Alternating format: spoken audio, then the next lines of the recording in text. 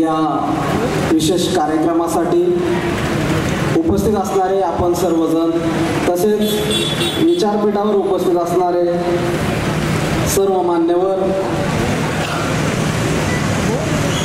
दर्पण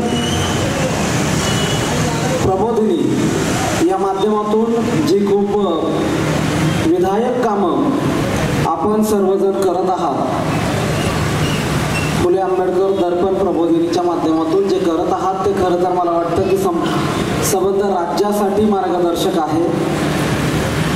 कारण अशा प्रकारे समाजाला दर्पण दाखवण्याचं काम तुम्ही दर्पणच्या माध्यमातून करत आहात आणि विचारांचं एक नवं वादळ उभं करण्याचं काम, त्याचप्रमाणे सामाजिक कामांमध्ये वेगवेगळ्या भूमिका घेऊन दर्पण अतिशय ताकदीनं काम करत आहे.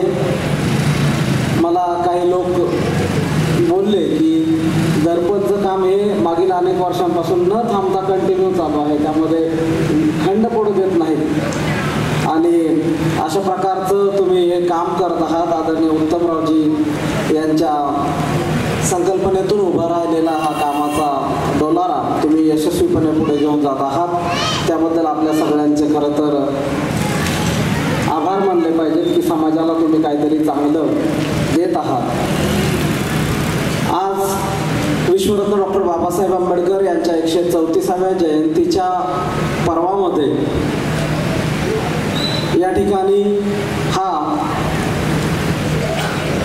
दर्पण पुरस्कार व व्याख्यानाचा कार्यक्रम आपण आयोजित केलेला आहे आणि त्यामध्ये बोलण्यासाठी आज मी आपल्यासमोर उभा आहे. खरं तर मॅच संपत आलेली आहे आणि मला बॅटिंग दिलेली आहे आणि मॅच संपत आल्यानंतर आता ही जिंकायची कशी हे मलाच विचारलेलं आहे आणि माझ्या हातात बॅट दिलेली आहे. त्यामुळं तुम्ही सगळेजण मागे असणारे, जेवणं झाली का सगळ्यांची? पोटाची भूक भागल्यानंतर ज्ञानाची भूक किंवा विचारांची भूक भागवायची याकडे आपण जातो, परंतु आपले जे आदर्श आहेत त्यांनी आधी ज्ञानाची भूक भागवण्याचा प्रयत्न केला, म्हणून आपण आपल्या आदर्शांच्या वाटेवर चालूया.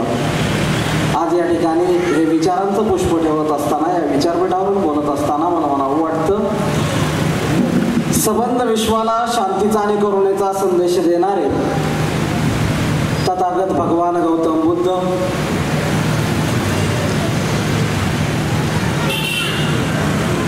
मागच्या आठवड्यात जयंती उत्साहामध्ये साजरी झाली.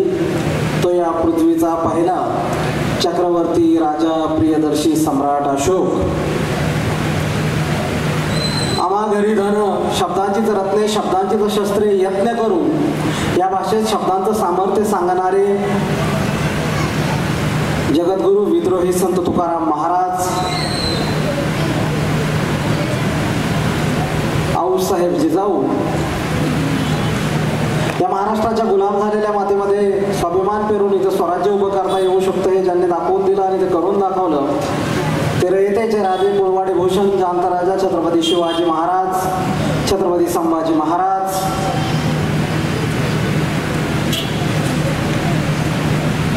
आज या ठिकाणी अनेक भगिनी या कार्यक्रमाला इतकी अर्धी रात्र होऊन सुद्धा उपस्थित राहिलेल्या दिसतात आणि हे कशामुळं झालं? आम्ही जर थोडंसं मागं गेलो काळाच्या तर हे नव्हतं असं. मग याच्या शोधामध्ये जेव्हा एक महामानव गेले तेव्हा ते म्हणाले की हे सगळी अवनती त्या काळात कशामुळे झाली होती, 100 वर्षापूर्वी सगळी दुर्दशा का झाली होती हे सांगताना ते म्हणाले, विद्येविना मती गेली, मतीविना नीती गेली, नीतीविना गती गेली, गतीविना वित्त गेले, वित्तविना शूद्र खचले, महिला खचल्या, इतके सारे अनर्थ एका विद्येनं केले. हे सांगताना ते थांबले नाही, त्यांनी कृतीतून करून दाखवायचं ठरवलं आणि मग त्यांनी करून दाखवलं. विद्येमुळे मती येते, मतीमुळे नीती येते, नीतीमुळे गती येते, गतीमुळे वित्त येतं, वित्त आल्यानंतर शूद्रांचं बहुजनांचं जीवनमान उंचावतं आणि मग त्याचे भर चौकात विचारांचे कार्यक्रम करायला लागतात. हे आज दिसून येत आहे. हे कृतीतून सांगणारे आणि दाखवून देणारे क्रांतीसूर्य महात्मा ज्योतिराव फुले. असं म्हटलं जातं की यशस्वी पुरुषाच्या मागे स्त्री असते. इतिहास जर बघितला तर कळेल की स्त्री ही पुरुषाच्या मागे नव्हे तर पुरुष यशस्वी व्हावा म्हणून त्याला वाट दाखवायला स्त्री त्याच्या पावलं 2 पावलं पुढे चालत असते. हे काळाच्या ओघात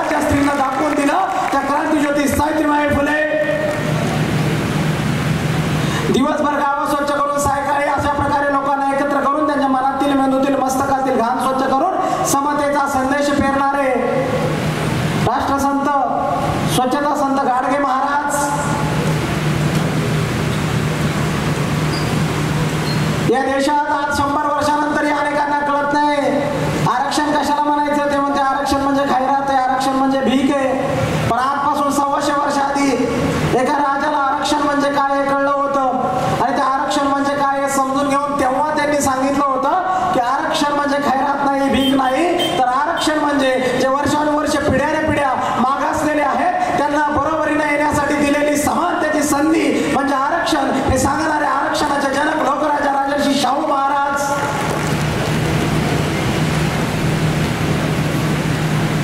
पृथ्वी शेषाच्या मस्तकावर तरली नाही तर पृथ्वी कष्टकरी कामगार बहिणी यांच्या तळहातावर तरलेली आहे हे सांगणारे लोकशाहीर साहित्यरत्न अण्णाभाऊ साठे, फातिमा बी शेख,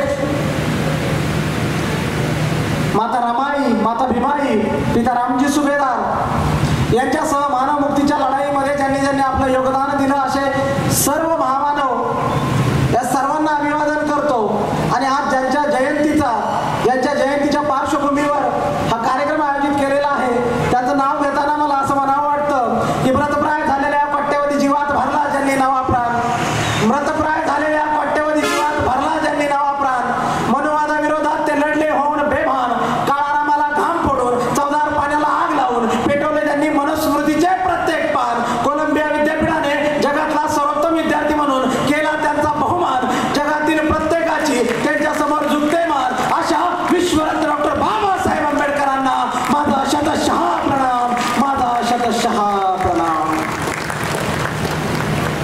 आणि आज हे विचारांचं पुष्प या कणकवली नगरीमध्ये उमटत असताना आज एका घटनेला 68 वर्ष पूर्ण होत आहेत आणि त्या पार्श्वभूमीवर त्या काळामध्ये मी या कणकवलीमध्ये येऊन उभा आहे. खरं तर ते सांगताना बोलताना माझ्या अंगावर शहारे यावेत आणि तुम्ही त्या मातीमध्ये जगत आहात, रोज वागत आहात, चालत आहात, बोलत आहात. याच मातीमध्ये 68 वर्षापूर्वी महामानव विश्वरत्न डॉक्टर बाबासाहेब आंबेडकरांचं पाऊल पडलं होतं आणि याच कणकवलीमध्ये कोकण महार परिषदेचं आयोजन झालं होतं आणि डॉक्टर बाबासाहेब आंबेडकर या मातीमध्ये आलेले होते. म्हणजे या मातीला जो वारसा आहे, तुम्ही ज्या मातीमध्ये चालत आहात आणि तुमची पुढची पिढी ज्या मातीमध्ये घडत आहे, वाढत आहे, त्या मातीमध्ये उभा राहून आपल्या महामानवाने, आपल्या बापाने इथून एक नवा क्रांतीचा आगाज केला होता आणि इथून सांगितलं होतं की आता आपल्याला एक नवी क्रांती करावी लागणार आहे आणि त्या क्रांतीचे तुम्ही शिलेदार आहात हे विसरू नका. त्या क्रांतीचे तुम्ही शिलेदार आहात हे विसरता कामा नये. आपल्या पुढच्या पिढींना कायम सांगत राहा की बाळा, तू यासाठी खऱ्या अर्थानं तू यासाठी एक भाग्यवान आहेस. ज्या भाग्य या संकल्पनेला आम्ही नाकारतो, परंतु यासाठी तू खऱ्या अर्थानं पुढे जाण्यासाठी तुझ्याला एक मिळालेला एक वारसा आहे, हक्क आहे, वारस हक्क आहे की ज्या मातीमध्ये बाबासाहेब आले होते, त्यांनी जिथून विचार मांडला होता त्याच मातीमध्ये आज तू जन्माला आलेला आहास आणि त्याच मातीमधून तोच वारसा घेऊन तुला पुढे जायचं आहे हे इथल्या प्रत्येक बालकाला आपण सांगितलं पाहिजे. आणि ते सांगण्यासाठी मला वाटतं दर्पणने तेच दर्पण दाखवण्याचं काम या माध्यमातून या ठिकाणी केलेलं आहे आणि दरवर्षी दर्पण हे काम करत आहे. ही साधी गोष्ट नाहीये आणि म्हणून हे आज बोलत असताना हे जयंतीच्या पार्श्वभूमीवर हा सोहळा येथे संपन्न होत असताना कला संपन्न माणसांचं, गुणवंत माणसांचं या ठिकाणी दर्पणने पुरस्काराचा सोहळा आयोजित केलेल्या पार्श्वभूमीवर जगदीश ओळ सारख्या एका कार्यकर्त्याला अगदी पश्चिम महाराष्ट्रातून कोकणामध्ये बोलवलं जावं आणि त्याने लिहिलेल्या एका पुस्तकाचा इतकं कौतुक व्हावं, इतका गौरव व्हावा. काय म्हणजे आजपर्यंत जगाच्या इतिहासात जितकी पुस्तकं इतर कशावर लिहिली गेली नाही तितकी सगळ्यात जास्त पुस्तकं ज्या महामानवावर लिहिली गेली त्याच महामानवावर एक खेड्यातून जन्माला आलेला एक पोरगा वयाच्या त्याच्या 35व्या वर्षी 33व्या वर्षी एक पुस्तक लिहितो आणि फक्त 1 वर्षामध्ये त्या पुस्तकाचा एवढा गौरव होतो. मग नेमकं काय आहे त्या पुस्तकात हा प्रश्न मला वाटतं की चळवळीतल्या माणसांना पडला पाहिजे. कारण चळवळीतली माणसं कोणतीही गोष्ट त्याची चिकित्सा केल्याशिवाय स्वीकारत नाहीत आणि म्हणून जगदीश ओळा तुमच्यासमोर पुढे उभे राहून बोलताना तुमच्या हातामध्ये हा विचार देताना जास्त आव्हानात्मक वाटतं की आज या जगाच्या पिढीवर जगाच्या पाठीवर जर आपण पाहिलं तर जगाच्या पाठीवर मला वाटतं जर आम्ही सगळा इतिहास पाहत असलो, आम्ही जर आजच्या सोशल मीडियाच्या जमान्यात सगळं जग पाहत असलो तर या जगाच्या पाठीवर सगळ्यात जास्त प्रश्न निर्माण होणारी, सगळ्यात जास्त चिकित्सा करणारी आणि सगळ्यात जास्त आव्हान उभं करणारी जर माणसं कोण असतील तर ती आंबेडकरवादी माणसं आहेत आणि म्हणून त्यांच्या पुढे उभं राहून बोलणं हे एक आव्हान असतं. आणि आपण हे चिकित्सक आहोत याचा मला कायम अभिमान वाटतो. हा समाज कोणतीही गोष्ट अंधपणे स्वीकारत नाही. मी फक्त महाराजांना किंवा आताच्या बौद्धांचं म्हणत नाही. जी माणसं बाबासाहेबांच्या विचाराने उभी राहतात, जी बाबासाहेबांच्या विचाराने चालतात, जी बाबासाहेबांचा विचार अंगीकारतात ती माणसं आंबेडकरवादी आहेत. ती बाबासाहेबांच्या विचारांवर जगणारी आहेत आणि ती माणसं इथल्या व्यवस्थेला आव्हान देण्याचं काम करतात, व्यवस्थेला प्रश्न विचारण्याचं काम करतात. आणि म्हणून आज तुमच्या समोर येऊन बोलताना मागचं गेले 1.5 वर्ष झाले या सगळ्या प्रवाहातून, पुस्तकाच्या प्रवाहातून जाताना मला प्रश्न पडतो की असं मी नेमकं काय दिलं या समाजाच्या हातामध्ये की समाजाने या पोराला इतकं डोक्यावर घ्यावं, इतकं गौरव करावा, इतकं त्या गोष्टीबद्दल बोलावं. आणि म्हणून हे मागे वळून पाहत असताना मी जेव्हा हा सगळा इतिहास बघतो पुस्तकाचा, तर गेली 8-10 वर्ष 15 वर्षापासून गावगाड्यातून व्याख्यानं करत, गावागावातून जात असताना, फिरत असताना, अगदी वाड्या वस्त्यावर हा विचार मांडत असताना आपण जातो कार्यक्रमाला, भाषण करतो आणि भाषण केल्यानंतर माय मावल्या भावंडांना खूप आवडतं, टाळ्या वाजवतात, कधी डोळ्यात अश्रू येतात, कधी हसतात आणि मग जाताना मिठी मारतात, फोटो काढतात आणि आनंदानं सांगतात की तुम्ही खूप छान बोललात, लय भारी बोलला तुम्ही. आणि मग असंच बोलत राहा म्हणतो. मग आम्ही जातो, मग 8 दिवसांनी तिथल्या कार्यकर्त्याला फोन केला, आमच्या राजेश दादासारखं, काय हो काय म्हणतात लोक? ते म्हणते काय नाही, चाललंय चांगलं. मी म्हणलं नाही व्याख्यानाचा काय प्रभाव? ते प्रभाव वगैरे काय नसतो, तुम्ही गेला की तुमच्या बरोबर तुमचं व्याख्यान जातं. लोक आपल्या रोजच्या रुटीनमध्ये असतात. लोकांना माहिती आहे दरवर्षी नवा माणूस येणार आहे, नव्याने ते काहीतरी सांगणार आहे.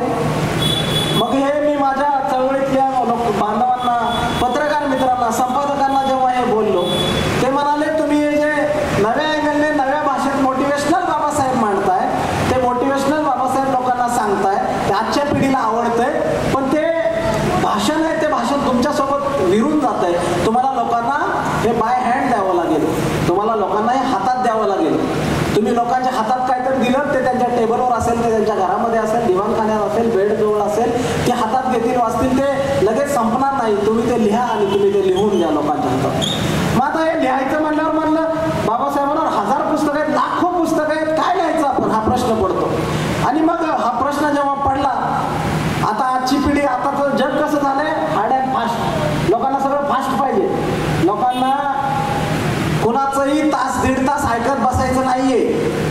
ती कुणी किती शहाणा असू द्या, लोकांना ते नाही पाहिजे. ते म्हणते ह्याचा व्हिडिओ मी घरी जाऊन बघतो की इथं कशाला तासभर बसू. सगळं जग बदलत चाललंय. काय जग मागच्या 5-7 वर्षात तर किती फास्ट बदललंय. पहिलं काय होतं, एखादा हिरो व्हायचा, हिरो पिक्चरचा, ते म्हणे अनभिषक्त सम्राट आहे चित्रपटसृष्टीचा, हिंदीचा, त्याचे 32 वर्ष चित्रपट फ्लॉप झाले आणि मग तो हिरो झाला. म्हणजे पहिला काळ काय होता बघा, 100 पिक्चर फ्लॉप व्हायचे आणि मग हिरो व्हायचा. मग तो काळ कसा बदलत गेला आजच्या काळापर्यंत आम्ही जेव्हा येतो, तर तो 3 तासाच्या पिक्चरचा हिरो बदलत पुढे जाऊन 15 मिनिटाच्या शॉर्ट फिल्मवर आला आणि गेल्या 2 वर्षामध्ये ते सगळं फक्त 30 सेकंदामध्ये रीलवर आलं आणि रील्सवर आम्ही हिरो निवडायला लागलो. हातामध्ये मोबाईल आला, रील्स दिसतात, 30 सेकंदात लोक हिरो निवडतात आणि एखाद्याला रातोरात हिरो करतात. दुसऱ्या दिवशी एखादा माणूस स्टार होतो आणि असं हे सगळं जग बदलतंय. गेल्या वर्षी बघितलं असेल, ज्यांच्याकडे आपल्याला बघत नाही माणसं, ज्यांची भाषा कळत नाही, त्याला माणसं हिरो म्हणून डोक्यावर घेतात. का? तर रील आवडतं लोकांना 30 सेकंदात. काळ कसा बदलला बघा. मग ते रील आवडतं, मग ते काय म्हणतंय, ना विचार ना पाचार ना काय नाही, त्यांनी त्याचं क्षेत्र आहे वेगळं. ते काय म्हणतंय, बुकीट टिंगुळ. काय गुलीगत धोका, बुकीट टिंगुळ.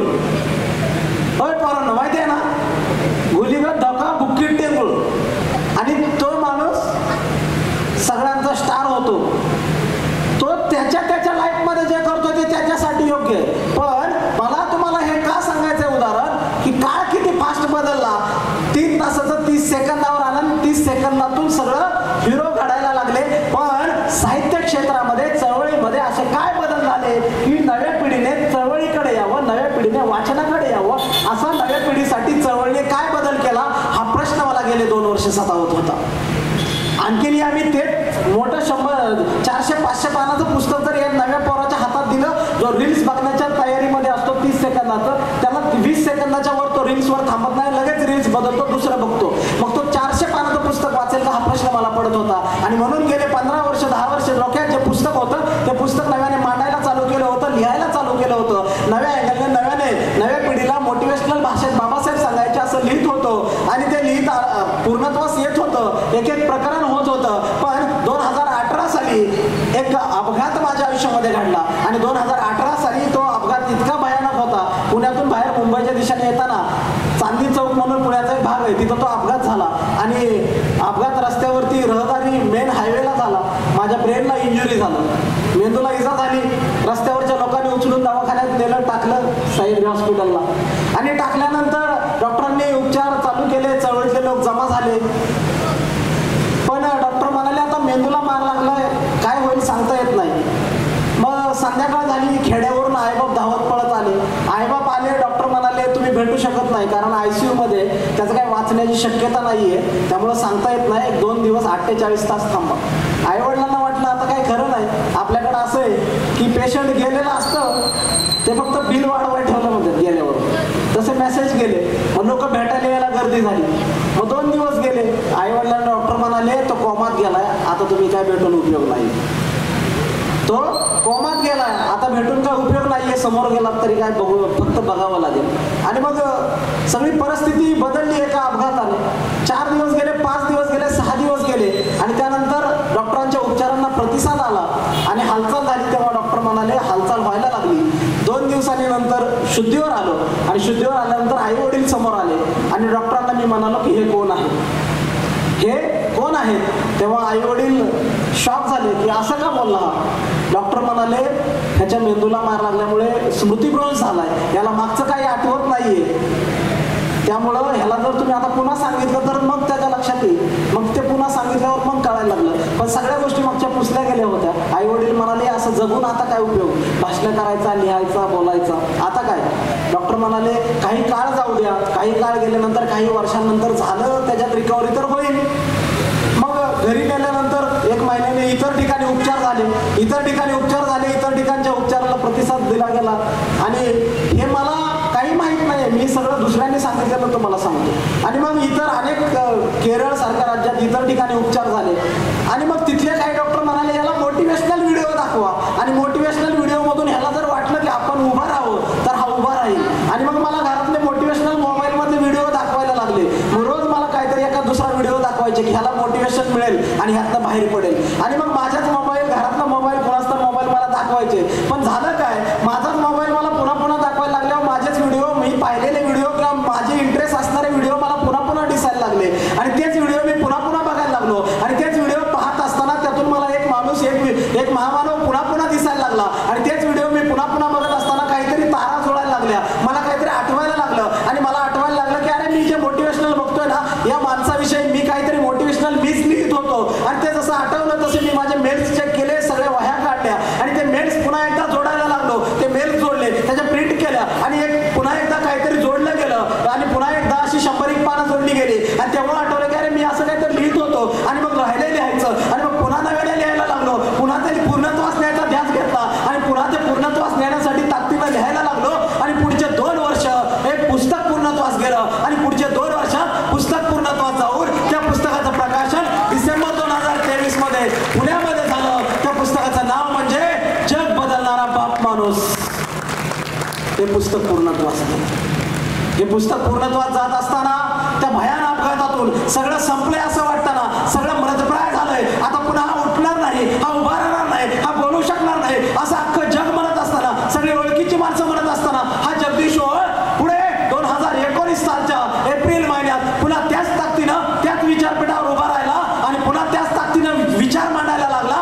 कारण त्या अंधाऱ्या गर्तेतून सगळं संपलंय वाटत असताना त्या गर्तेतून त्याला उभं करणारा त्याचा मोटिवेशनल सिम्बॉल होता विश्वरत्न डॉक्टर बाबासाहेब आंबेडकर. आणि म्हणून हा जगदीश उभा राहिला आणि म्हणून तो पुन्हा बोलायला लागला. डिसेंबर मध्ये या पुस्तकाचं प्रकाशन झालं आणि एप्रिल 24 मध्ये या पुस्तकाच्या 10व्या आवृत्तीचं प्रकाशन अमेरिकेच्या कोलंबिया विद्यापीठात झालं. आणि त्याच पुस्तकाच्या 51व्या आवृत्तीचं प्रकाशन आंबडे या बाबासाहेबांच्या मूळगावी आंबडवे इथं 51व्या आवृत्तीचं प्रकाशन येत्या जयंतीला होत आहे. हे या ठिकाणी घोषित करताना मला खूप आनंद वाटतो. त्याचबरोबर या पुस्तकाच्या हिंदी आवृत्तीचंही प्रकाशन त्याच ठिकाणी पुढच्या या आपल्या जयंतीला होत आहे. ही खरं तर खूप आनंदाची गोष्ट आहे. मग हे सगळं घडत असताना, हे सगळं पुढे घेऊन जात असताना मला अनेक जण म्हणतात की मग तुम्ही काय लिहिलं याच्यामध्ये, नव्या पिढीला तुम्ही असं काय सांगितलं. बांधवांनो, अनेकांना तर हा प्रश्न पडला.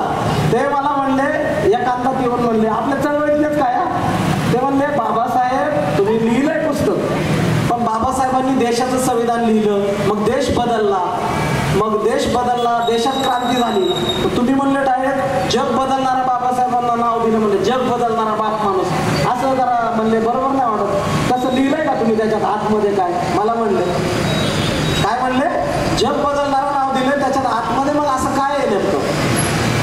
खरं तर बाबासाहेबांचा काळ, बाबासाहेबांच्या आधीचा काळ आणि बाबासाहेबांच्या नंतर आताचा काळ अशी जर आम्ही 3 स्तरामध्ये मांडणी केली तर आमच्या ध्यानात येईल की बाबासाहेबांचा जो काळ आहे त्या बाबासाहेबांच्या काळामध्ये एक शाहीर आहे, एक साहित्यरत्न आहे, एक साहित्यकार आहेत. त्यांनी 35 पेक्षा जास्त कादंबऱ्या लिहिल्या आणि ते बाबासाहेबांचे समकालीन आहेत. आणि ते बाबासाहेबांचा समकालीन असणारे ते लेखक बाबासाहेबांच्या काळामध्ये त्या काळात ते काय लिहितात आम्ही काय समजून घेतलं नाही बघा. लक्ष द्या, आम्ही फक्त ते कविता म्हणून म्हणत आलो. त्यांनी बाबासाहेबांच्या समकालीनतेमध्ये तेव्हा लिहिलं, जग बदल घालून खावं म्हणजे सांगून गेले भीमराव, गुलामगिरीच्या या चिखलात ऋतून बसला काय रावत, की पिनेवरती खावं म्हणजे सांगून गेले भीमराव, म्हणजे सांगून गेले भीमराव, जग बदल घालून खावं, जग बदल घालून खावं. बाबासाहेब काय सांगतात? बाबासाहेब काय सांगतात? जग बदल घालून खावं. गल्ली, तालुका, प्रभाग, नगरसेवकाचा वार्ड, आमदारकी नाही, जग बदल घालून घ्यावं.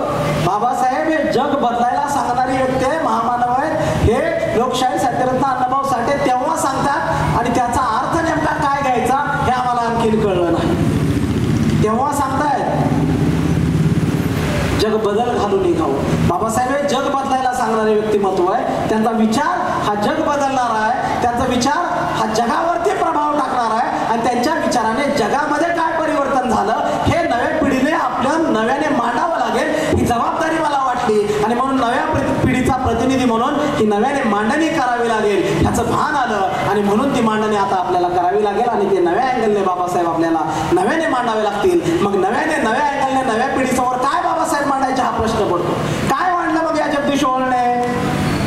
जगदीश ओळणे ह्या लहान मुलांसाठी खऱ्या अर्थानं नव्याने बाबासाहेब मांडले. इथं जे चळवळीतले 45च्या पुढे गेलेत ना त्यांना आता काय सांगून काय उपयोग नाही. त्यांनी संघटना काढून, त्यांनी वर्गण्या गोळा करून, मिरवणुका काढून, पक्ष काढून सगळं झालंय. ही जी नवी पोरं आहेत ना 20च्या आतली, ह्यांना नव्या पिढीला नव्या भाषेत मोटिवेशनल बाबासाहेब सांगावे लागतील आणि ते बाबासाहेब सांगायचा प्रयत्न मी या ठिकाणी केलेला आहे. तर काय हा नेमका प्रयत्न? तर आपल्याला मी आता ज्या प्रकारे म्हणालो आपल्याला एक मांडणी करावी लागेल. बाबासाहेबांच्या आधीचा भारत, बाबासाहेबांचा भारत आणि आजचा बाबासाहेबांच्या नंतरचा भारत अशी जेव्हा आम्ही मांडणी करू तेव्हा या नव्या पिढीला कळेल की यांना आणखी याचं भान नाहीये की आम्ही कुठे होतो आणि कुठे आलेलो आहोत. आज यांना लय भारी वाटतंय. काय भारी वाटतंय? अरे ते म्हणते आज काय वाईट आहे? काय सारखं सारखं म्हणायचं की आमचे लय हाल होते, काय सारखं सारखं म्हणायचं आमचे लय वाईट दिवस होते, आम्हाला लय जातीवाद होता, आम्हाला लय गावाच्या बाहेर ठेवलं. ते आताची पिढी म्हणते आम्हाला काय सर तुम्ही सारखं सांगता. आता तर सगळं कसं भारी आहे ना, आता सगळं छान छान आहे ना, आता कोण नाही म्हणत काय आम्हाला, आता आम्हाला कोणच काय म्हणत नाही. मग आता ते नोकरीला लागल्या दादाला पण वाटतं काय की आपल्या दारात 4 व्हीलर आहे, आपला बंगला आहे, आपण उच्चभ्रू सोसायटीत राहतो, आपले मित्र सगळे उच्चभ्रू आहेत, त्यामुळं आपण सारखं जय भीम नाही म्हणायचं, सारखं बाबासाहेबांचं स्टेटस नाही ठेवायचं, आपण गुरुवारचं ठेवायचं. मग मावशी म्हणते उपास धरायचा.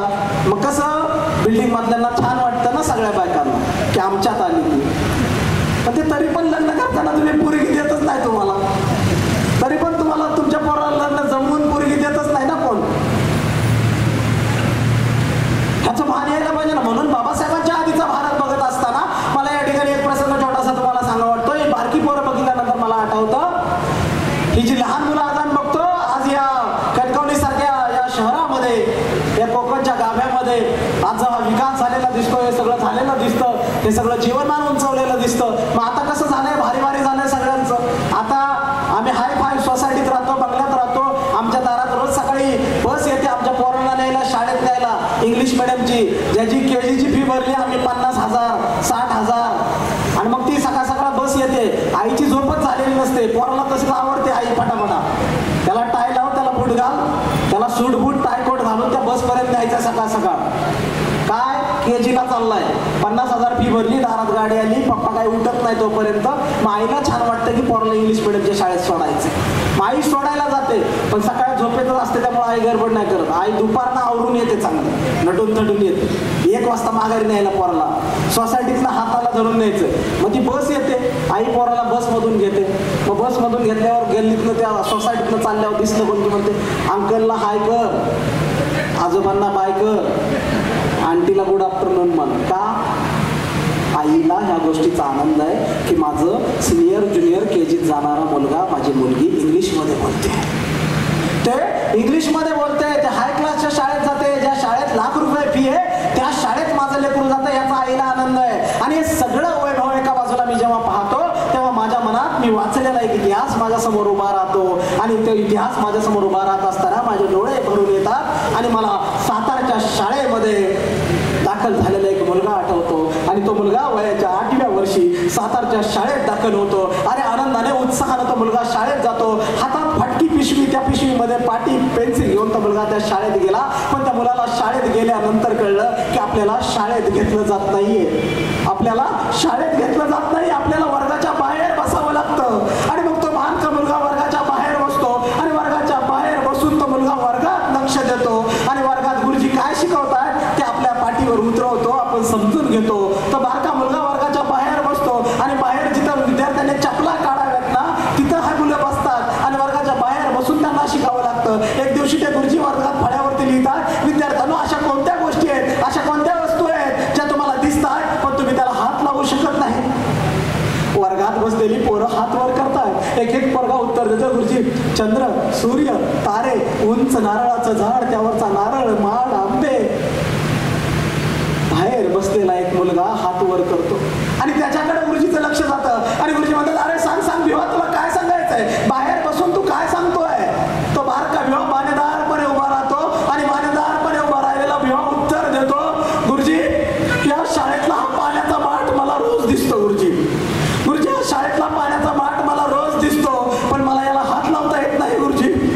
गुरुजी या शाळेत आल्यानंतर वर्गात जाताना येताना तुम्ही रोज दिसता पण तुम्हालाही मला हात लावता येत नाही. गुरुजी अनेकदा वाटतं तुम्हाला मिठी मारावी, अनेकदा वाटतं तुम्हाला भेटावं पण नाही हात लावता येत. गुरुजी या वर्गातला फळा, यावरती अनेक वेळा उत्तर लिहावं वाटतं पण नाहीच लिहिता येत. गुरुजी याला हात नाही लावता येत मला. गुरुजी त्या गुरुजीने उत्तर ऐकली आणि त्या गुरुजींना आठवलं, अरे दुपारची सुट्टी होते, सगळी मुलं जेवतात, डबे खातात, भाकरी खातात, हा भिवा बाहेर बसून फडक्यात आणलेली भाकरी सोडून खातो. वाळलेली भाकरी खाताना, ती भाकरी खाताना त्याच्या घशाला तोंडरा बसतो आणि तो धावत धावत माठापर्यंत जातो आणि त्याला वाटतं की आता पाणी प्यावं, घसा कोरडा पडला आता पाणी प्यावं पण त्याला माठाला हात लावायला परवानगी नाहीये, त्याला उभं राहावं लागतं. आणि हा आलेला दिसल्यानंतर शिपाई लांब निघून जातो, अस्पृश्याचं पोरगं आलंय म्हणून.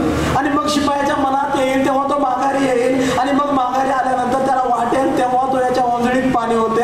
आणि मग याला वाटेलच ना की मला माठाला हात लावता येत नाही, याला जाणवेलच नाही अस्पृश्यता, याला कळेलच ना हा भेद. आणि मग हे गुरुजींना कळलं होतं पण बाहेर बसलेल्या त्या बारक्या भिवानं दिलेलं उत्तर हे केवळ माठाला हात लावता येत नाही हे सांगणारं नव्हतं, हे बालमनाने दिलेलं उत्तर नव्हतं, तर तत्कालीन समाज व्यवस्थेच्या त्या बारक्या चिमुकल्या मुलाने मारलेली सनसनी चपराक होती हे त्या गुरुजींना कळलेलं होतं. बांधवांनो, ही गोष्ट आपण बालपणापासून ऐकत आलो, आपण सगळ्यांना ही गोष्ट माहिती आहे. पण जगदीश ओळ याच्या पुढे गेली 15 वर्ष झालं गावगाड्यात जाऊन काय सांगतो, सांगितलं पाहिजे, मांडलं पाहिजे, नव्या पिढीला नव्याने काय तर सांगितलं पाहिजे. आणि तेच जगदीश ओळ सांगतो, याच्या पुढचं जे सांगेल ना ते तुम्ही नीट ऐका आणि मग वाटलं तर टाळी वाजवा. जगदीश ओळ तुम्हाला हे सांगेल, इथल्या प्रत्येक पोराला हे सांगेल की अरे 8 वर्षाचा तो पोरगा वर्गाच्या बाहेर बसतो, वर्गाच्या बाहेर बसून शिकतो. आजपासून 100 वर्ष आधीची ही परिस्थिती आहे, आता लय भारी आहे सगळं, पण तेव्हा तो पोरगा बाहेर बसून शिकतो. परिस्थिती किती भयान असेल विचार करा. तो 8-9 वर्षाचा पोरगा त्या काळात बाहेर बसून शिकतो, परंतु तोच पोरगा त्याच्या वयाच्या फक्त 22व्या वर्षी अमेरिकेच्या कोलंबिया विद्यापीठात जातो. That is motivation, that is motivation. तो मुलगा बाहेर बसतो, हेच रडगाणं आम्ही अनेक वेळा गायलं. त्यातून काय शिकायचं, त्यातून आम्ही काय घेतलं पाहिजे, त्यातून आम्ही काय घेऊन पुढे गेलं पाहिजे, नव्या पिढीला आम्ही काय सांगितलं पाहिजे, हा प्रश्न आम्हाला पडला पाहिजे. किती दिवस आम्ही ही भाषणं करणार आहोत, किती दिवस आमचीच माणसं, आमच्याच टाळ्या, आमचाच वक्ता, आमचंच पाकिट, आमचंच सगळं गोल गोल गोल गोल. ह्याच्या पलीकडे आम्ही कधी जाणार आहे, ह्याच्या पलीकडची माणसं, ह्याच्या पलीकडची भाषणं, ह्याच्या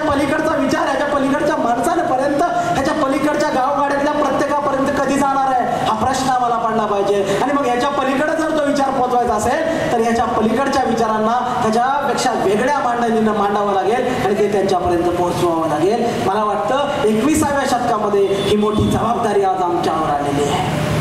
ही जबाबदारी आम्हाला पार पाडत असताना 21व्या शतकाचे नागरिक म्हणून, 21व्या शतकाच्या भारताचे नागरिक म्हणून ते नव्याने मांडणी करत असताना तोच वर्गाच्या बाहेर बसणारा मुलगा जेव्हा आम्हाला आठवतो, ज्याचा पाण्याचा संघर्ष आम्ही सांगतो, तेव्हा संघर्षाची गोष्ट जर आमच्या पोरांना शिकवायची, सांगायची ना संघर्ष करायला, तर नुसतं त्याला संघर्ष करायला, भांडायला, लढायला शिकू नका. त्या पोराला सांगा, त्या पोरीला सांगा, अरे ज्या मुलाला शाळेच्या बाहेर बसून प्यायला पाण्याला हात लावू दिला जात नाही ना, त्या जगाच्या इतिहासात त्याच पोराने पाण्यासाठी नव्हे तर समतेसाठीचा जगातला पहिला सत्याग्रह केला आणि महाडच्या 14 पाण्याला आग लावली.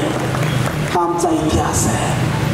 हे आम्हाला नव्याने सांगायचं. अरे ते बाबासाहेब समजून घ्यायचे आणि म्हणून ते बाबासाहेब सांगण्याचा प्रयत्न हा जगदीश ओळाच करतो. ते बाबासाहेब सांगत असताना ते बाबासाहेब अमेरिकेच्या कोलंबिया विद्यापीठात जातात हे आम्ही आनंदाने सांगतो. पण ते बाबासाहेबांच्या अमेरिकेच्या कोलंबिया विद्यापीठात जाणं हे कधीतरी आम्ही शांत डोक्याने त्यावरती विचार केला पाहिजे. आम्ही लय भारी म्हणतो आमचे बाबासाहेब अमेरिकेला शिकले. अरे जगदीश 35 होऊन गेला, 35 चालू आहे, पण मला अनेक नाही कळलं अमेरिकेला कसं जायचं. सगळं आहे ना आता, फेसबुक आहे, इंटरनेट आहे, ट्विटर आहे, इंस्टा आहे, यूट्यूब आहे, त्याच्यावर एका व्हिडिओ क्लिक केलं, अमेरिकेत ऍडमिशन कसं मिळवायचं लगेच येतं. आई भाजी कशी करायची त्याच्यावर बघून करते आता, म्हणून खाताय तुम्ही. त्याच्यावर सगळं येतंय आत्ता. मग एकदा विचार करा ना, काय असेल 120 वर्षापूर्वी जेव्हा भीमराव रामजी आंबेडकर नावाचा एक अस्पृश्य घरातला पोरगा, ज्याची आई तर 5 वर्षाचा असताना आई वारली. आई विना पोरगा असणारा तर पोरगा कसं काय स्वप्न बघतो अमेरिकेला जायचं. अरे नाही, इंटरनेट नाही, त्याच्या घरात लॅपटॉप नाहीये, संध्याकाळी जेवायचं काय हा प्रश्न आहे. पुस्तकं वाचायला पोराला मिळावेत म्हणून बाप मुलीकडे जातो, जावयाकडे जातो आणि कर्ज मागतो, उसने पैसे मागतो, सोन्यानानं मागतो, ते घाण ठेवतो आणि त्या पैशातून तर मुलाला वाचायला पुस्तकं घेऊन येतो. तो बाप आहे त्या मुलाच्या पाठीशी 10x10च्या मुंबईच्या डबक चाळीत राहणारा एक पोरगा. का वाटलं त्याला हे स्वप्न बघावं? आज आमच्या पोरांना किंवा आमच्या शिकलेल्या माणसांना, माझ्यासारख्यांना का पडत नाही ही स्वप्न? कारण आम्हाला कोण सांगतच नाहीये या अँगलने. आम्हाला या अँगलने विचारच करावा वाटत नाहीये. काय आहे आज आमच्या हातामध्ये? कुठल्या गोष्टीची अडचण आहे आम्हाला? अरे आज स्कॉलरशिप आहे, मिळवायची कुठली स्कॉलरशिप पाहिजे त्या स्कॉलरशिपला अर्ज आहे. तुम्हाला परदेशात जाण्यासाठीच्या विशेष स्कॉलरशिप आहेत. तुम्हाला म्हणजे फक्त बौद्धांना नाही, ह्या सगळ्या SC ST STतल्या सगळ्या 100 जातींना आहेत, सगळ्यांना आहेत. मग हा प्रश्न पडला पाहिजे की तेव्हा बाबासाहेब हे सगळं कसं काय साध्य करतायत. आणि तेव्हा बाबासाहेब महाराजा सयाजीरावांकडे अर्ज करून ती स्कॉलरशिप मिळवतायत आणि त्या स्कॉलरशिपच्या बळावर बाबासाहेब अमेरिकेला जात आहेत. आज आमच्या पोरांच्या हातात सगळं आहे, पण ह्या पोरांना जर सांगितलं ना तुला पुणे विद्यापीठात शिकायचंय, तर ते पुणे विद्यापीठात म्हणून मम्मी पप्पा तुम्ही ऍडमिशन करून द्या, रूम करून द्या, मग मला तिथे ठेवा, मग मी कॉलेजला जातो आणि येतो, एवढंच करतो. हा बदल काय आहे? हा हे आम्हाला याच्यावर विचार करावा लागेल, हे समजून घ्यावं लागेल. मग बाबासाहेबांचा आदर्श जर घेतोय ना आम्ही, तर अशा प्रकारे बाबासाहेबांनी जे त्यांच्या आयुष्यामध्ये जी पावलं टाकलेली आहेत, त्यांची जी वाटचाल झालेली आहे, त्या अनुषंगाने आम्हाला वाटचाल करावी लागेल. नव्या पिढीला सगळ्यांना वाटचाल करावी लागेल. ते बाबासाहेब अमेरिकेला जात आहेत, अमेरिकेमध्ये बाबासाहेब अभ्यास करतायत, 18-20 तास बाबासाहेब अभ्यास करतायत. बाबासाहेबांच्या तिथल्या अभ्यासाचं वर्णन करताना मला तुम्हाला आवर्जून सांगावं वाटतं की आज जर आम्हाला वाचायला बस म्हणलं, मागाशी म्हणलं तसं, आम्हाला 30 सेकंद पण व्हिडिओ बघत नाही. पुस्तक तर काय आम्ही 30 मिनिटं पण एखादं वाचत नाही. पण बाबासाहेब आंबेडकर वाचनाच्या क्षेत्रामध्ये बाबासाहेबांचं नाव घेताना असं अभ्यासाच्या क्षेत्रात सांगावं वाटतं की ती कोलंबिया विद्यापीठाची जी लायब्ररी आहे, ती लायब्ररी उघडताना ती लायब्ररी उघडा म्हणून तिथे जाऊन उभा राहणारा पहिला विद्यार्थी आणि ती लायब्ररी बंद होताना बाहेर काढावा लागणारा शेवटचा विद्यार्थी म्हणजे डॉक्टर भीमराव रामजी आंबेडकर होते. हे बाबासाहेब आंबेडकर अभ्यास करणारे कळले पाहिजे, ते समजून घेता आलं पाहिजे. मग बाबासाहेब एवढा अभ्यास का करतात? काय होतं त्यातून? बाबासाहेबांना आम्ही विश्वरत्न म्हणतो. माझ्या पुस्तकामध्ये एक प्रकरण आहे खास, विश्वरत्न प्रकरणच आहे की बाबासाहेबांना विश्वरत्न का म्हणायचं, का लिहावं वाटलं मला. गेली 15 वर्ष गावागावातून फिरून आता सोशल मीडियाचं जग आलंय, ज्याला अक्कल नाही ना घरात बसून ते आम्हाला कमेंटमध्ये रिप्लाय करतं. आम्ही जर लिहिलं विश्वरत्न बाबासाहेब आंबेडकर, ते माघार म्हणतो ह्यांना विश्वरत्न कोणी दिलाय? अरे तुला कपडे घालायची काळा ना, तू आम्हाला विचारतो ह्यांना विश्वरत्न कोणी दिलं. पण हे सगळं बोलत असताना गेली 10 वर्ष मला असं वाटायला लागलं की बाबासाहेबांना विश्वरत्न का म्हणायचं हे आपल्याला संदर्भासहित लिहावं लागेल. तर पुढच्या पिढीला असं कोणी विचारण्याची टाप करणार नाही की बाबासाहेबांना विश्वरत्न का म्हणतात. आज भारतरत्न ढिगाणे झाले, भारतरत्नाचा क्रायटेरिया बदलला, त्याला ज्याला देता येत नाही त्याच्यासाठी विशेष करून घेतलं. पण बाबासाहेबांना विश्वरत्न का म्हणतात हे सांगताना मला सांगा वाटतं की बाबासाहेब आंबेडकर हे असे विद्यार्थी आहेत किंवा या जगातले असे महान विद्वान आहेत की बाबासाहेब ज्या कोलंबिया विद्यापीठामध्ये शिक्षणासाठी जातात, त्या विद्यापीठामध्ये गेल्यानंतर त्या विद्यापीठाच्या आजपर्यंतच्या इतिहासामध्ये त्या विद्यापीठाचा जो 7 वर्षाचा अभ्यासक्रम आहे, तो 7 वर्षाचा अभ्यासक्रम फक्त 2 वर्ष 8 महिन्यामध्ये पूर्ण करणारा त्या विद्यापीठाचा जगातला आजपर्यंतचा एकमेव विद्यार्थी म्हणजे डॉक्टर बाबासाहेब आंबेडकर आहेत, हे त्या विद्यापीठानं घोषित केलेलं आहे. त्याचबरोबर त्या विद्यापीठानं बाबासाहेबांचा सन्मान करताना 2004 साली बाबासाहेबांचा सन्मान करताना त्या विद्यापीठानं आमच्या विद्यापीठात शिकलेला एक विद्यार्थी भारतासारख्या महाकाय देशाचं संविधान लिहितो याचा आम्हाला अभिमान वाटतो, गौरव वाटतो. हे बाबासाहेबांविषयी काढलेले उद्गार फक्त उद्गार न ठेवता हे उद्गार काढून बाबासाहेबांना तशा प्रकारे लिहून ते उद्गार लिखित बाबासाहेबांचा सन्मान केला जातो.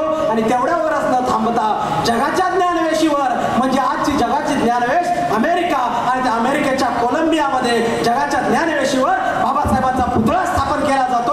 आणि कोलंबियामध्ये पुतळा स्थापन होणार आहे. बाबासाहेब आंबेडकर हे भारतातले एकमेव सुपुत्र आहेत, हे बाबासाहेब आम्हाला कळले पाहिजे. बाबासाहेबांचा तिथे पुतळा उभारला जातो आणि ते बाबासाहेब त्या ठिकाणचं शिक्षण त्या काळात पूर्ण करतात. आणि ते शिक्षण पूर्ण करून बाबासाहेब विचार करा, त्यांच्याकडे पैसे नाही आहेत, त्यांच्याकडे तेव्हा आताच्या सारखं इंटरनेट नाही की कुठल्या दुसऱ्या विद्यापीठात जायचा विचार करावा नाही. पण तरीही त्या काळात बाबासाहेब काय करतात, अमेरिकेतलं शिक्षण पूर्ण करून बाबासाहेब पुढे काय करतात, लंडनला जातो. अरे आज आम्हाला एका तालुक्यातून दुसऱ्या तालुक्यात जायचं लगेच कळत नाही, आम्ही सर्च करतो. बाबासाहेब त्या काळामध्ये अमेरिकेतलं शिक्षण पूर्ण करून लंडनमध्ये ऍडमिशन मिळवतात. आणि लंडनचं तेव्हाचं जे लंडन स्कूल ऑफ इकॉनॉमिक्स आहे तिथं ऍडमिशन मिळवतात. लंडन स्कूल ऑफ इकॉनॉमिक्सचं विशेष हे आहे की त्या काळामध्ये लंडन स्कूल ऑफ इकॉनॉमिक्समध्ये जगातले सगळे देश आहेत त्या जगातल्या सगळ्या देशातली जी राज्यकर्ती घराणी असायची त्या राज्यकर्त्या घराण्यातली मुलं मुली त्या विद्यापीठात येऊन शिक्षण घ्यायची. का तर इंग्रजांचं जगावर राज्य होतं. आणि मग जे लोक जगावर राज्य करतात त्यांची शिक्षण पद्धती तितक्या ताकदीची होती म्हणून त्या शिक्षण पद्धतीतून जगावर राज्य करणारी माणसं घडत होती. आणि त्या जगावर राज्य करणाऱ्या शिक्षण पद्धतीमध्ये मला जाऊन शिकायचंय हे स्वप्न भारतातला एक अस्पृश्य मुलगा पाहतो आणि तिथे बाबासाहेब शिकायला जातात आणि तिथे बाबासाहेब शिक्षण घेत आहेत. पण तिथलं शिक्षण घेत असतानाही बाबासाहेबांनी तिथे काय शिकले मला हे आवर्जून का सांगावं वाटतं. आमच्याकडे आता डिग्री होल्डर लोक लय झाले, आमच्याकडे लय डिग्र्या झाल्या, एकाकडं 5-5, 10-10 डिग्र्या आल्या. पण बाबासाहेबांकडे जेव्हा मी पाहतो तेव्हा आताच्या डिग्र्या ह्या कशा आहेत, मला 7वा वेतन आयोग लागू करा ह्याच्यासाठी PhD पाहिजे, मला विशिष्ट वेतन श्रेणीसाठी एखादी डिग्री पाहिजे म्हणून मी घेत होते. बाबासाहेब अमेरिकेतून लंडनला गेले आणि लंडनमध्ये शिकत असताना बाबासाहेब अभ्यासाला काय घेतात, डिग्रीसाठी उगीच काहीतरी पूर्ण करायचं म्हणून घेत नाही. जगाच्या इतिहासामध्ये भारताच्या विषमतेमध्ये ज्या परिवारात हे जन्माला आले त्या परिवाराची परिस्थिती अशी आहे की त्यांना सकाळी खाल्लं तर संध्याकाळी काय खावं हा प्रश्न आहे. त्यांच्या खिशात रुपया नाहीये, दुसऱ्याकडून स्कॉलरशिप मिळवून ते शिक्षणासाठी जात आहेत. म्हणजे ज्या मुलाच्या हातात खिशामध्ये रुपया नाहीये, त्यांच्या घरात कधीच पैसे आले नाहीत मुबलक प्रमाणामध्ये, संपत्ती मोठी आहे असं कधीच नाहीये. म्हणजे ज्यांच्या घरामध्ये रुपयाही नाहीये तो मुलगा लंडनमध्ये जातो आणि लंडनच्या स्कूल ऑफ इकॉनॉमिक्स मध्ये शिकत असताना अखंड भारताच्या रुपयाची समस्या काय आहे ह्याचं संशोधन करतो. आणि भारतातल्या रुपयाचं संशोधन करणारा त्या भारतातला पहिला अर्थशास्त्रज्ञ म्हणजे डॉक्टर बाबासाहेब आंबेडकर आहेत. हे बाबासाहेब आंबेडकर आता रुपया आणि रुपयाची समस्या ही काय तेव्हाच्या फक्त महाराजांची समस्या आहे का, नाही, महाराजांची तर नाहीच, कारण महाराजांकडे तेव्हा पैसेच नव्हते. म्हणजे ही श्रीमंतांची धनिकांची समस्या आहे. आणि त्या समस्येवरती उपाय काय असावेत ह्याचा शोध ज्याच्या खिशात पैसे नाहीयेत तो मुलगा जाऊन घेतो. अरे या भारताच्या इतिहासात या देशासाठी इतकं मोठं बलिदान करणारा आणि देशासाठी इतकं मोठं संशोधन करणारा दुसरा कोणताच सुपुत्र असू शकत नाहीये ज्याने पहिल्यांदा या भारताच्या अर्थव्यवस्थेचा विचार केला. आणि त्याच महामानवाने त्याच महान अर्थशास्त्रज्ञाने जो शोध निबंध मांडला त्याच शोध निबंधाच्या बळावर 1935 साली त्यातलेच विचार घेऊन तत्व घेऊन या देशामध्ये भारताच्या रिझर्व्ह बँक ऑफ इंडियाची स्थापना झाली. ते अर्थशास्त्रज्ञ म्हणजे डॉक्टर बाबासाहेब आंबेडकर आहे. हे चौकटीच्या बाहेरचे बाबासाहेब आम्हाला कळले पाहिजे. हे जातमुक्ती लढाई हे आहे, त्याच्याशिवाय आपल्याला गत्यांतर नाही. पण ह्यांच्या ह्या सगळ्यासाठी काय केलं या देशासाठी बाबासाहेबांनी हे आम्हाला सांगावं लागेल. ते बाबासाहेब तिथे तो शोध निबंध मांडून या देशातील रुपयाची समस्या मांडतात. अनेक लोक म्हणतात की बाबासाहेब इंग्रजांच्या विरोधात का नाही लढले. तुम्हाला माहित पाहिजे का नाही लढले. अनेक लोक म्हणतात. बाबासाहेब जेव्हा हा शोधनिबंध मांडतात तेव्हा बाबासाहेबांचा शोधनिबंध नाकारला जातो. माहिती आहे काय तुम्हाला.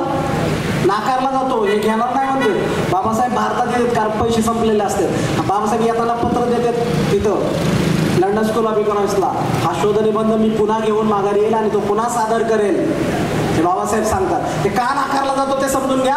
कारण त्या शोधनिबंधामध्ये बाबासाहेबांनी उघड लिहिलं होतं की भारतावर इंग्रजांचं राज्य आहे आणि इंग्रज त्यांच्या पैशाचा त्यांच्या डॉलरचं मूल्य त्या ठिकाणी वाढवत आहेत आणि रुपयाची कोंडी करून रुपया दाबला जातोय आणि त्यांच्या इंग्रजांच्या धोरणामुळं भारताची अर्थव्यवस्था खिळखिळी झाली आणि रुपयाला किंमत उरली नाही. अशा आशयाचं संशोधन बाबासाहेबांनी मांडलं होतं. म्हणजे इंग्रजांच्या भूमीत जाऊन भारतावर सत्ता असतानाही इंग्रजांवर टीका करण्याचं धैर्य असणारा महान देशभक्त म्हणजे डॉक्टर बाबासाहेब आंबेडकर होते.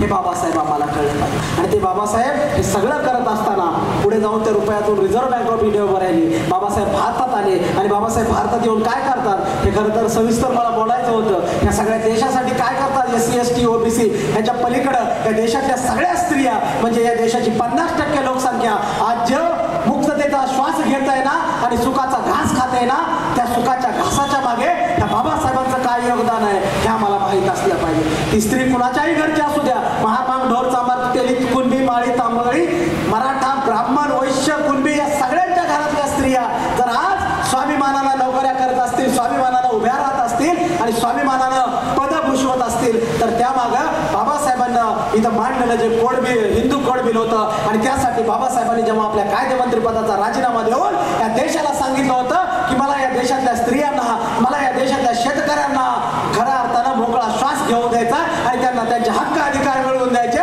हे सांगणारा आणि या देशातल्या स्त्रिया आणि शेतकऱ्यांच्या हक्कासाठी राजीनामा देणारा एकमेव केंद्रीय मंत्री म्हणजे डॉक्टर बाबासाहेब आंबेडकर आहेत. हे बाबासाहेब आंबेडकर इथल्या प्रत्येक स्त्रीला कळले पाहिजे. आणि म्हणून बाबासाहेब या देशात सामाजिक आंदोलन चालू करतात. महाराष्ट्र सत्याग्रह, काळारामाचा सत्याग्रह, वेगवेगळे आणखी आंदोलन उभी करतात. पण ते करत असताना बाबासाहेबांची एक गोष्ट ध्यानात येते की आपण आंदोलन करतोय पण हे आंदोलन का करावी लागते. तर हे आंदोलनामध्ये जे नाकारतोय ना आपण ते इथल्या एका कायद्याच्या पुस्तकाने सांगितलंय. ते कायद्याचं पुस्तक जे आहे ना इथली मनुस्मृती, त्या मनुस्मृतीलाच आपल्याला शोध द्यावा लागेल. आणि म्हणून आज कोकणच्या भूमीत उभा राहून बोलताना मला सांगावं वाटतं बाबासाहेब याच कोकणच्या भूमीत मनुस्मृतीला आव्हान देत आहेत. आणि मनुस्मृतीला आव्हान देऊन बाबासाहेब मनुस्मृती याच महाडला त्या ठिकाणी बाबासाहेब त्या मनुस्मृतीचं दहन करतायत. अनेक जण म्हणतात बाबासाहेबांना संस्कृती येत नव्हतं म्हणून बाबासाहेबांना कळलं नाही की मनुस्मृतीत काय आहे. आताचे मनुस्मृती समर्थक म्हणतात आणि म्हणून बाबासाहेबांनी मनुस्मृती जाळली, त्यांना त्यात काय खरं माहित नव्हतं. अरे बाबासाहेब हा देशाचा बाप आहे येड्यांनो. बाबासाहेबांनी संस्कृत शिकण्यासाठी स्वतंत्र क्लास लावला होता आणि संस्कृत शिकले होते. एवढंच नाही तर पुढे बाबासाहेबांनी संविधान सभेत सुद्धा संस्कृतचे श्लोक म्हणून दाखवले आणि संस्कृत मधून भाषण केल्याचे संविधान सभेच्या कामकाजामध्ये अपडेट आहेत, नोंदी आहेत. ते बाबासाहेब या ठिकाणी सहस्रबुद्धेच्या हस्ते मनुस्मृती जाळतात. ते काय धरलं पुस्तकात जाळलं असं नाही जाळत. एक एक पान फाडतात, ते पान वाचतात आणि त्या पानाचा अर्थ एक जण सांगतो आणि मग ते पान जाळलं जातं. आणि म्हणून ते बाबासाहेब ते जाळतात. आणि म्हणून याच कोकणच्या भूमीत मला आज बोलावं वाटतं की माझ्या भीमानं ती मनुस्मृती जर जाळली नसती, माझ्या भीमानं ती मनुस्मृती जर जाळली नसती तर आज या देशात माणसाला माणूसची ओळख मिळली नसती, माणसाला माणूसची ओळख मिळली नसती. माझ्या भीमानं ती मनुस्मृती जर जाळली नसती तर प्रतिभाताई पाटलांची पावलं कधीच राष्ट्रपती पदाकडे वळली नसती, कधीच वळली नसती. माझ्या भीमानं ती मनुस्मृती जर जाळली नसती तर इंदिरा गांधींची पावलं कधीच प्रधानमंत्री होण्याकडे कधी वळली नसती, कधीच वळली नसती. माझ्या भीमानं ती मनुस्मृती जर जाळली नसती तर किरण बेदींची पावलं पोलीस महासंचालक होण्याकडे कधीच वळली नसती. माझ्या भीमानं ती मनुस्मृती जर जाळली नसती तर सोनालीताई कुलकर्णींची पावलं नाचण्यासाठी सिनेमाकडे कधीच वळली नसती, कधीच वळली नसती. माझ्या भीमानं ती मनुस्मृती जर जाळली नसती तर आज या देशात आता पुन्हा छाळायला लागले. त्यानुसारच आपल्याला लय जागा व्हावं लागेल. तुमच्या इथं तर लय धोका आहे, इथंच धोका आहे, तुमच्या इथंच धोका आहे सगळ्या महाराष्ट्राला. म्हणून माझ्या भीमानं ती मनुस्मृती जर जाळली नसती तर आज ही माणसंच माणसांना छळली असती, माणसंच माणसांना छळली असती. बांधवांनो, बाबासाहेबांनी या संबंध देशासाठी आपलं आयुष्य वाहिलं. कुठल्याही एका जातीसाठी नाहीये. हे तेव्हाचे महाराष्ट्राचे बौद्ध बाबासाहेब आहेत, ह्यांच्यासाठी तर काय करत नाहीत वेगळं की ह्यांच्यासाठी करायचं. त्यांना फक्त जागृत करतात आणि जागृत ते त्यांनाच करतात असं नाही, सगळ्यांना जागृत करतात. पण जे झोपेचं सोंग घेतात ते जागे होऊ शकत नाही. जे झोपेचं सोंग घेतात, ज्यांना ते गुलामी हवी आहे, जे ओढून घेतात ते जागे होऊ शकत नाही. आणि म्हणून आज अनेक लोक म्हणतात ते आंबेडकरांचे आहेत का, त्यांना आरक्षण आहे म्हणून त्यांचं भारी झालं, म्हणून ते असे भारी भारी काय काय करतात, त्यांना पगारी आहेत ना. बांधवांनो, बाबासाहेबांनी दिलेलं आरक्षण हे SC STतल्या 49, OBCतल्या 150, STतल्या 13 अशा सगळ्यांना आहे. पण बौद्धांची प्रगती का दिसते? आरक्षणाचा काही अंशी त्यात भाग असेलही, आहेही, परंतु या बौद्धांची झालेली प्रगती का दिसते हे सांगताना मला इथं आवर्जून मला वाटतं बौद्धांची प्रगती ही केवळ आरक्षणाच्या जीवावर झालेली नाहीये, तर बौद्धांनी बाबासाहेबांनी सांगितलेल्या 22 प्रतिज्ञा आचरणात आणल्या आणि ते तथागत गौतम बुद्धांच्या वाटेवर गेले, म्हणून बौद्धांची आज प्रगती झालेली दिसते. आणि जी माणसं ती कुठल्याही जाती धर्माची असू द्या, ती माणसं कर्मकांड सोडतील, उपासनापास सोडतील, हे सगळे निराशावाद सोडतील आणि समतेच्या वाटेवर, तथागतांच्या वाटेनं, विज्ञानाच्या वाटेनं पुढे जातील, त्या माणसाची प्रगती झाल्याशिवाय राहणार नाही. नाहीतर आरक्षण कुणीही मागू द्या, कितीही असू द्या आणि कितीही घेऊ द्या, माणसाची प्रगती होणे शक्य नाही. कारण प्रगतीसाठी मानसिक बदल होणं ही सगळ्यात मोठी गरजेची गोष्ट आहे. आणि तो मानसिक बदल व्हावा यासाठी बाबासाहेबांनी 22 प्रतिज्ञा आणि बुद्ध दिलेला आहे. आणि बुद्ध बाबासाहेब बघा, जर आरक्षणाने समृद्ध होणार असता तर संविधान दिल्यानंतर पुन्हा 4 वर्षांनी 10 वर्षांनी बाबासाहेबांना बुद्ध द्यायची गरज पडली नसती. म्हणून बाबासाहेब या सगळ्यांना बुद्धांच्या वाटेवर घेऊन जातात आणि बुद्ध हातात देत आहेत आणि सांगतायत तुम्हाला या वाटेने जावं लागेल तर तुमची प्रगती होणार आहे. आणि म्हणून हा समाज आज प्रगतीच्या वाटेवर चाललेला दिसतो. हे सगळेच नाही, त्यात बी लय बाटगे, मागास सांगितलं तसं, त्या येत नाही इकडं, किंवा त्यांच्यात मी नाही जात, तिकडं सांगतो ती, तिकडं काय सांगतो मी त्यांच्यात नाही जात. अरे तू मेल्यावर ह्यांच्याशिवाय कोणच येत नाही, पुरीच्या लग्नाला ह्यांनाच गोळा करून येतोय. सगळ्यांना सोबत घेऊन जात असताना बाबासाहेबांनी काय केलं हे सांगत असताना बाबासाहेबांनी एका समाजासाठी काहीच केलेलं नाहीये, या सगळ्या देशासाठी, इथल्या प्रत्येक माणसासाठी बाबासाहेबांनी काही नाही केलेलं आहे. आणि म्हणून हा देश आज 21व्या शतकात महासत्ता म्हणून पुढे चाललेला दिसतो. आणि म्हणून मी तुम्हाला आता एक प्रश्न विचारणार आहे, त्या प्रश्नाचं उत्तर तुम्ही सगळ्यांनी मला मोठ्या खणखणीत आवाजात द्यायचंय. तुम्ही या सगळ्यांचं तोंड दाखवायचं त्या कॅमेऱ्यामध्ये. मी तुम्हाला सगळ्यांना विचारतोय की या भारतीय संविधानाचे शिल्पकार, हात वर करून उत्तर नाही आलं तर मी मुक्कामाला थांबतो आज तुमच्याकडे. तुम्ही हात वर करून नाही उत्तर देता मोठ्या आवाजात, तोपर्यंत मी बंद नाही करत. आणि मी एक नाही आणि प्रश्न विचार नाही, सगळ्याचं उत्तर एक असणार आहे, पण उत्तर तुम्ही देत राहायचे. भारतीय संविधानाचे शिल्पकार, हात वर, बाबा हात वर करायचा. भारतीय संविधानाचे शिल्पकार, आधुनिक भारताचे निर्माते, शेतकरी नेते, भारतात नदीजोड प्रकल्प सुचविणारे, भारतीय स्त्रियांचे मुक्तिदाते, प्रत्येक भारतीयाला 8 तास काम असावं यासाठी 8 तास धरून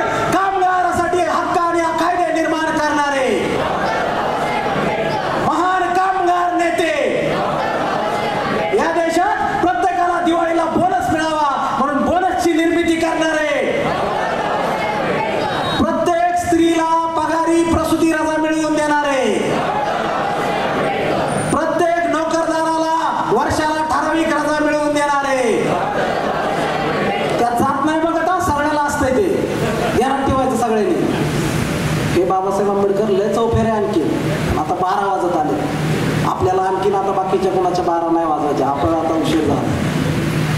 त्यामुळं हे अशा प्रकारे बाबासाहेब समजून घेणं, बाबासाहेबांनी हा देश जो आपल्या हातामध्ये दिलेला आहे, म्हणजे या सगळ्या भारतीयांच्या हातात दिलेला आहे, तो देश आणखी मोठा करत या देशाला महासत्ता करण्यासाठी आपण सगळ्यांनी योगदान देऊन हा देश, बाबासाहेब म्हणाले होते मी हा भारत बौद्धमय करीन. अनेक लोक म्हणतात हे लय मोठं आव्हान आहे, ते काय आता काय शक्य नाही. आता कसं झालंय, आता तर वेगवेगळे लोक म्हणतात आमचा देश आहे, आमचं राष्ट्र आहे. म्हणून बाबासाहेबांचं जर सगळं कर्तृत्व बघितलं आणि स्वाभिमानानं जगणारी जर माणसं दिसली, तर जी स्वाभिमानाने जगत नाहीत त्यांच्यासाठी मला ह्या संघर्षाच्या काळामध्ये मला खूप प्रकर्षानं सांगावं वाटतं. आता काळ इतका भयान आलेला आहे, काळ खूप भयान आलेला आहे. तुम्ही जर एकीनं राहिला नाहीत, तुम्ही जर संघटित राहिला नाहीत, तर तुम्ही चिरडले जाल आणि त्यासाठी तुम्हाला संघटित व्हावं लागेल. काळ खूप भयान आलेला आहे आणि या भयान काळामध्ये टिकणारं, या भयान काळाला उत्तर देणारं, या भयान काळामध्ये संघर्ष करू शकणारं एकच शस्त्र आहे. या भयान काळात जो माणूस ते शस्त्र घेऊन उभा राहील तोच माणूस टिकू शकतो, जिवंत राहू शकतो. नाहीतर अनेकाकडं पैसा अडकाय, लय श्रीमंती आहे, त्याच्याकडे लय करोडोची जायदाद आहे या देशात, त्याची लय घराण्यात मोठ्या घराण्यात आलाय, आमकय तमकय म्हणतं. आणि जेव्हा ते शेवटची वेळ येते ना, जेव्हा सगळी दारं बंद होतात, जेव्हा उघडायची सगळी दारं, सुटायची सगळी दारं बंद होतात आणि जेव्हा त्याला खात्री पडते की आता आपल्याला कोणच वाचवू शकत नाही, कोणच सोडवू शकत नाही, आपला पैसा अडका, आपली संपत्ती, आपलं खानदान, याचा काहीच उपयोग नाहीये. प्रत्येकासाठी सांगतोय, फक्त बौद्धांचं नाही, ह्या देशाचा कुठलाही माणूस जेव्हा त्याला कळतं की आता आपल्याला सुटण्यासाठी कुठलाच दार उपयोगाचं नाहीये, कुठली साधन संपत्ती उपयोगाची नाहीये, तेव्हा इथल्या देशातल्या प्रत्येकाच्या मदतीला येणारा त्याचा शेवटचा आधार म्हणजे डॉक्टर बाबासाहेब आंबेडकर आहेत. त्यांच्याशिवाय या देशात न्यायाचं दुसरं प्रतीक उरलेलं नाहीये. ते न्यायाचं प्रतीक बाबासाहेब आहेत. आणि म्हणून अगर तुम्ही इस देश में कणकवलीतनं सांगतोय, अगर तुम्हें इस देश में स्वाभिमान से रहना होगा तो तुम्हें स्वाभिमान से जय भीम कहना होगा, तो तुम्हें स्वाभिमान से जय भीम कहना होगा. जय भीम हे फक्त शब्द नाहीये, तर जय भीम हे शस्त्र आहे. जय भीम हे न्यायाच्या लढाईतलं तुमच्याकडे असणारं न्यायाचं शस्त्र आहे आणि ते शस्त्र जोपर्यंत तुमच्या हातात आहे तोपर्यंत ही लढाई तुम्ही जिंकू शकता. हे शस्त्र खाली ठेवलं आणि या शस्त्राच्या मागचं संविधान जर तुम्ही विसरलात, ते संविधान जर उद्या नेस्तनाबूत होत राहिलं तर तुम्ही हरलेले असाल. म्हणून बाबासाहेब आणि बाबासाहेबांचा विचार जिवंत ठेवणं हे आपलं काम आहे. आज या ठिकाणी बराच उशीर झाला, तुम्ही मला या ठिकाणी सहन केलं एवढा वेळ. म्हणल्यास 12 वाजता मी बोलतोय, याला काय कळतंय का नाही? हा आलंय पुण्याहून, हा होय. आमची कणकवली, आम्ही शांत लोक, आम्ही शांत झोपतो, आम्ही शांतपणे उठतो. मी आल्यापासून शांत बघतोय सगळे, वाटेने पण छान वाटलं. आज कणकवलीत येऊन आनंद वाटला. आपण मला बोलवलं आणि या ठिकाणी संधी दिली, त्याबद्दल आपले आभार मानतो. जाता जाता 3 गोष्टी महत्त्वाच्या सांगेल. बाबासाहेब म्हणतात शिका, संघटित व्हा, संघर्ष करा. बाबासाहेब हे म्हणतात म्हणजे काय फक्त प्राथमिक शिक्षण घ्या आणि शिकले झालं असं नाही. बांधवांनो, आपल्या पुढच्या पिढ्यांना उच्च शिक्षित करा, त्यांना संघटित राहायला शिकवा आणि मग त्यांना संघर्षाला लावा. त्यांना उठलं की संघर्षाला पाठवू नका, नाहीतर संविधान वाचवण्यासाठी संघर्ष करून रस्त्यावर केसेस आमच्यावर आणि संविधानाचे लाभार्थी कोण आहेत हे आम्हाला माहीत नाही. हे होता कामा नये. आपल्याला आधी शिक्षित झालं पाहिजे, पोटापाण्याला लागलं पाहिजे आणि मग संघर्षाकडे वळलं पाहिजे. कारण आता काळ खूप भयानक येणार आहे. दुसरी गोष्ट आवर्जून सांगतो, जे बाबासाहेब सांगतायत, जो बाबासाहेबांनी बुद्ध दिलेला आहे त्या बुद्धाच्या वाटेवर चाला. तुम्हाला कुठल्याही गोष्टीमध्ये काहीही कमतरता पडणार नाही. तुम्ही आयुष्यात सगळं उच्च पदस्थ मिळवू शकता. आणि तिसरी गोष्ट सांगतो बांधवांनो, कोणतंही व्यसन आयुष्यात करू नका. बाबासाहेब अमेरिकेत राहिले आणि बाबासाहेब आपल्या पत्नीला पत्र लिहितात, अगर आमो इथे सगळेजण मद्य पितात पण मला ते पिण्याची कधी इच्छा झाली नाहीये. कारण मी जेव्हा कधी त्याकडे पाहतो मला ते तुझा चेहरा आठवतो आणि मला सगळा माझा दीनदलित समाज आठवतो. मला कधीच वाटलं नाही की दारूला स्पर्श करावा. आणि बाबासाहेबांचं नाव घेता आणि जयंत्या कशा करता किंवा स्वतःचं वर्तन कसं आहे याच्याकडे लक्ष ठेवा. या 3च गोष्टी जरी घेऊन गेलात तरी जगदीशोळच्या व्याख्यानातून खूप काही घेऊन गेलात. हे पुस्तक आणि या पुस्तकामुळे मी आज तुमच्यापर्यंत आलो. हे पुस्तक मी तुम्हाला सगळ्यांना अर्पण केलेलं आहे. या पुस्तकाची हिंदी आवृत्ती येते, त्यालाही आपण प्रेम द्याल अशीच आशा व्यक्त करतो. शेवटी जाता जाता वामनदादाच्या शब्दामध्ये एवढंच म्हणेल, भीमा तुझ्या मताचे तर 5 लोक असते तर तलवारीस त्यांच्या न्यारेच टोक असते, तर तलवारीस त्यांच्या न्यारेच टोक असते. काय सांग म्हणे तुला, भीम माझा कसा होता, लेकरास जशी माय भीम माझा तसा होता.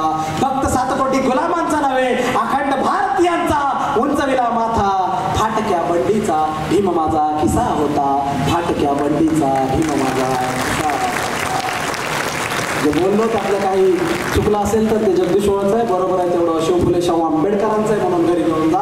जय भीम, नमो बुद्धाय, जय भारत, जय संविधान. ताज्या अपडेट्स आणि ताज्या बातम्यांसाठी आजच सबस्क्राईब करा आपला सिंधुदुर्ग डिजिटल न्यूज चॅनेल.